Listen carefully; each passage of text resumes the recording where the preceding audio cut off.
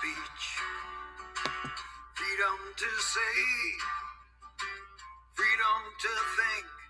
This is my lucky day.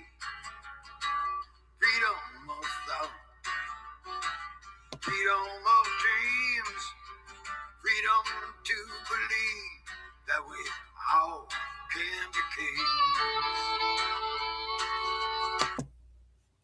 In the Student Voice Toolkit by Connor et al., student voice is defined as opportunities to participate in and influence the educational decisions that shape students' lives and the lives of their peers.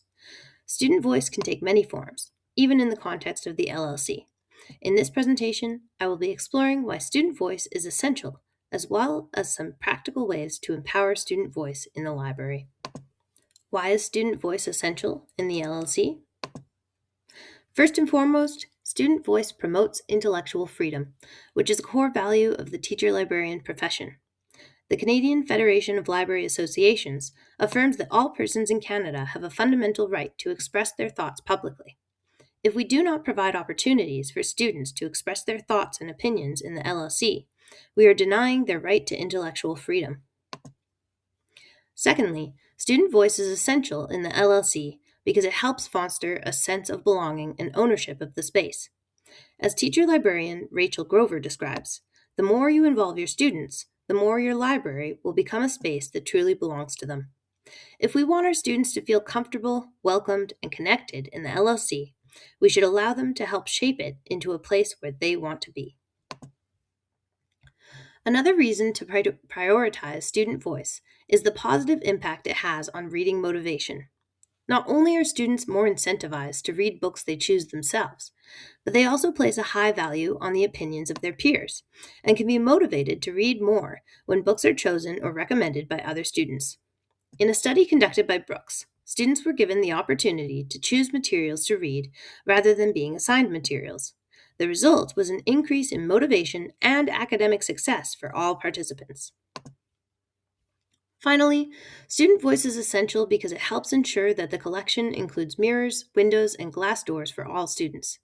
As hard as we might try to curate a collection that equitably represents our school and community, the students ultimately know themselves better than we can ever know them, and are thus better equipped to select materials that represent them. As teacher librarians, we are committed to advancing equity and inclusion, and as noted by Connor et al., student voice practices are particularly beneficial for addressing systemic education inequities. How can we empower student voice in the LLC? First, and most simply, teacher librarians can empower student voice by providing multiple different platforms for student input. For instance, Sarah Davis has found success in utilizing Google Forms to gather student suggestions for book purchases, as well as administering surveys to students about their favorite genres and formats. Rachel Grover encourages students to recommend books to each other using a special display with blank easels on which they can put any book they enjoyed to recommend to others. Even having informal conversations with students can be a way to honor their voices and collect their ideas for improving the LLC space, programming, and collection. A more formal, structured way to amplify student voice in the library is to assemble a student library advisory team. As Grover describes, this group can provide a platform for students to plan library events and activities, create displays, and influence decisions regarding the collection and the space. In addition to the advisory team, the teacher librarian can also consult other student clubs and groups to gather their input, which can help ensure that diverse interests and perspectives are being considered. Student voice can also be empowered by showcasing students' work and ideas in both the physical and virtual learning commons.